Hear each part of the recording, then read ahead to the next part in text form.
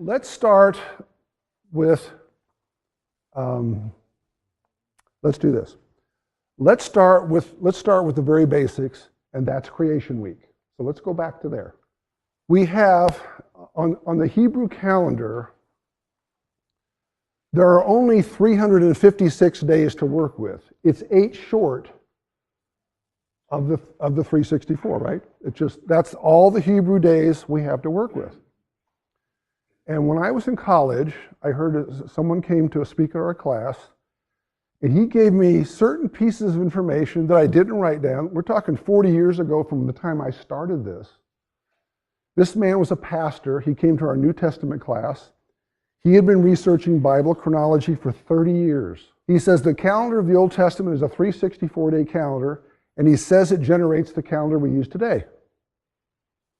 He says, but we don't know exactly what it looks like. I'm thinking, gosh, if you know it's 364 days, how come you haven't got it? Well, there's a reason. Okay. He didn't have the technology that we have today. And it could not have been, without an Excel spreadsheet, without a calendar on the computer that you can go to, there is no way to figure this out. There is no way to do it. And that's why we didn't have the information until recently. He also said a couple of other things. He said that April 1st will always be Nisan 14, and the Old Testament always falls on a Tuesday. Interesting. He said that Tishri 1 always falls on a Friday. So when Noah takes the covering off the ark, Scripture says it's Tishri 1, and he said it's also a Friday, and it's the 13th on another calendar. The only one that makes sense is that's September 13th. And I'm saying on this 364-day calendar, it's always Friday, September 13th. My point is, the days of creation week have no corresponding day on the Hebrew calendar.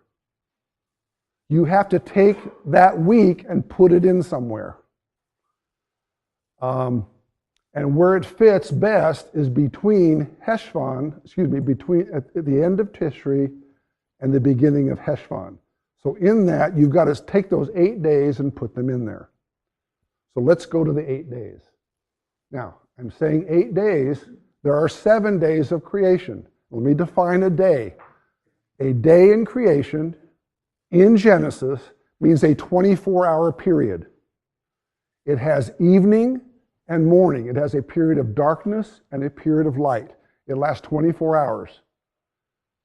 That is the definition of a day in Scripture, unless it says something like in the days of Noah, meaning a period of time, doesn't mean it. But in the book of Genesis, there is no other way you can translate that information other than these are ordinary days. What happens on them is very unordinary. The first day of creation, day number 1, is a Monday, not a Sunday. Now that bothers a lot of people. I've talked to Seventh-day Adventists. Jewish people don't like, a lot of people, as soon as I say that, they say, well, your calendar's wrong. The 7th day has to be a Sunday. Well, bear with me a minute. Let me explain. What I'm saying is that this day, Sunday, October 31st, I'm calling Tishri 31 because it comes at the end of the month of Tishri. But I'm not calling it a day at this point. It becomes a day on the calendar once we come around. But at this point, it's not a day. It's not one of the 7 days. It's the part of Scripture where it says, in the beginning, God created the heavens and the earth, and the earth was without form and void, and the Spirit of God hovered over it. Okay? There's no evening, there's no morning. Okay? And so people can say, well, how long did that last? I don't know. But what I'm saying is, what the Bible calls the beginning is the day that anchors into eternity. Think of it like this. Think of eternity as a line going this way, and there's no beginning and there's no end. This is floating above that, and you can think of this first day as like an anchor. It's like all of time is floating along. We don't know when it's going to end, but there is an end. I'm saying this is the beginning, and all of a sudden it anchors on that day. In the evening of that day, this, what is not a day yet, ends at 6 p.m. 6 p.m. in Israel is the start of day one. Does that make sense? Okay. So day one, God says, since there's no corresponding day, I'm just calling it creation day one. It's just a number. Okay? And God says, let there be light. And there was light. There was evening and morning, day one. And then we go through. So it's important to realize the first thing God creates is time. There's no time before this. Now we have a definite end to this beginning, and now we've got time laying over eternity. So it's going to be a section of eternity that's cemented in there. It's important to understand light is a form of energy. Now, was God working in the dark? Probably not. It doesn't matter. He can see anyway, right? But realize light is one spectrum. We know of like 78 spectrums of light. There's ultraviolet, there's gamma ray, there's all kinds of light. It's all different forms of energy. We only see one. Interesting. We only see 7 colors. You spin them around real fast and you'll have a white sheet, right? The 7 colors of the rainbow, like an octave in music, make up. That's the only thing we can see is what's in that range. So when he creates light, it's like the whole universe. So in this period, the beginning, he's thrown down the earth and the universe, but there's no form. There's nothing going on. Now he starts time. Everything is energized. Everything is moving. Okay? Down to the level of molecules. Okay. So we've got time and we've got light. So there's light everywhere. The second day, let their expanse be in the midst of the waters, and God called the expanse heavens, evening and morning, a second day. By the way, the translation I'm using is what's called the KJ3, and I'll talk about that maybe more later.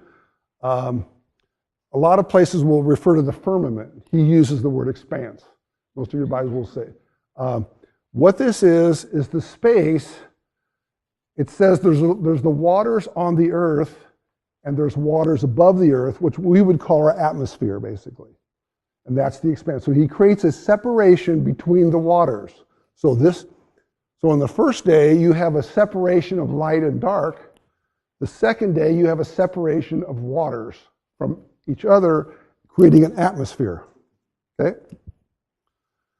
Third day, it says, let the waters under the heavens be collected into one place, and let the dry land appear and be seen. So now we have a separation of the waters and the land. So these first 3 days are periods of separation. He's organizing the universe. Okay. And what's interesting is, it's very clear in this that there's only one piece of land surrounded by water. And when you look at a globe, now you'll see it looks like they could have been pieced together and now they got separated. Most of that happened during the flood. That's a lot of what happened during the flood. But it's very clear here, there was one piece of land that separated from the waters.